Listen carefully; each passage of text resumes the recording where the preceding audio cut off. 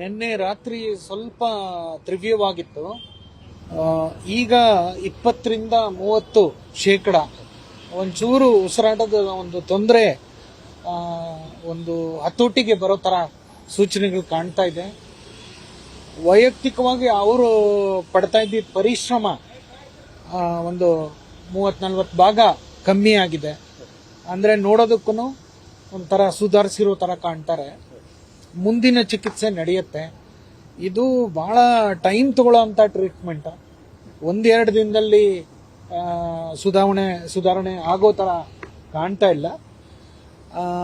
ರಕ್ತ ಒತ್ತಡ, ನಾಡಿ ಮಿಡಿತ ಎಲ್ಲ ಕರೆಕ್ಟ್ ಆಗಿದೆ. ಯೂರಿನ್ ಔಟ್ಪುಟ್, ಏನೇನು ಬಾಡಿಲಿ ಪ್ರಕ್ರಿಯೆಗಳು ನಡೆಯುತ್ತೋ ಅದೆಲ್ಲಾನು ಚೆನ್ನಾಗಿ ನಡೀತಾ ಇದೆ. ಉಸಿರಾಟದ ಒಂದು ತೊಂದರೆ ಬಿಟ್ಟು. ಸೊ ಫ್ಯಾಮಿಲಿ ನಮ್ಮ ಜೊತೆನೇ ಇದ್ದಾರೆ, ಎಲ್ಲರೂ ಸ್ಪಂದಿಸ್ತಾ ಇದ್ದಾರೆ. ಸುಳ್ಳು ವದಂತಿಗಳು, ಫಾಲ್ಸ್ ರೂಮರ್ಸ್ ದಯವಿಟ್ಟು ಸ್ಪ್ರೆಡ್ ಮಾಡೋದು ಬೇಡ. ಅವರು ರಿಕವರ್ ಆಗಿ, ಅದು ಏನು ಭಗವಂತ ಇದು ಬರ್ದಿದ್ದಾನೋ ಅದೇ ತರ ಅವರು ರಿಕವರ್ ಆಗಿ ಮನೆಗೆ ಹೋದ್ರೆ ನಮಗೂ ಸಂತೋಷ, ನಿಮಗೂ ಸಂತೋಷ, ನಾಡಿಗೂ ಸಂತೋಷ. ಅದು ಲಂಗ್ ಕಂಜೆಷನ್ ಆಗಿದೆ, ಸ್ಪ್ಯಾಸಮ್, ಬ್ರಾಂಕೋಸ್ಪ್ಯಾಸಮ್ ಅಂತೀವಿ, ಅದು ತುಂಬಾ ಇದೆ. ಕೆಲವೆಲ್ಲ ವಯೋಸಹಜವಾದ ವ್ಯಾಧಿಗಳು.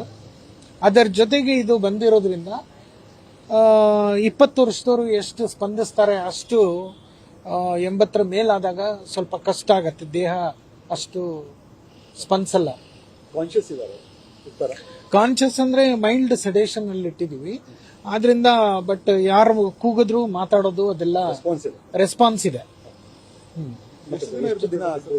ಎಷ್ಟು ದಿನ ಅನ್ನೋದಕ್ಕಿಂತ ಹೆಚ್ಚಾಗಿ ನಾವು ಲೆಕ್ಕ ಹಾಕೊಂಡಿರೋದು ಅವ್ರಿಗೆ ಯಾವ ರೀತಿನೂ ತೊಂದರೆ ಆಗಬಾರ್ದು, ಅವ್ರ ಜೀವಕ್ಕೆ ಸಂಕಟ ಬರಬಾರ್ದು, ಒದ್ದಾಟ ಇರಬಾರ್ದು.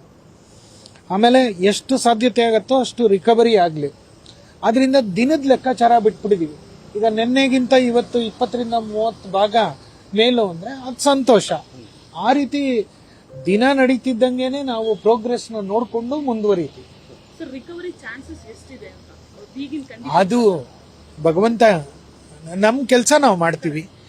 ಸೊ ಇದನ್ನೇ ನಮ್ಮ ದೇವೇಗೌಡರ ಫ್ಯಾಮಿಲಿ, ಡಾಕ್ಟರ್ ಮಂಜುನಾಥ್ ಇವರೆಲ್ಲರೂ ಇದನ್ನೇ ಹೇಳ್ತಾ ಇರೋದು. ನಿಮ್ಮ ಕೆಲಸ ನೀವು ಮಾಡಿ, ಮಿಕ್ಕಿದ್ದು ಭಗವಂತ ನೋಡ್ಕೋತಾನೆ ಅಂತ.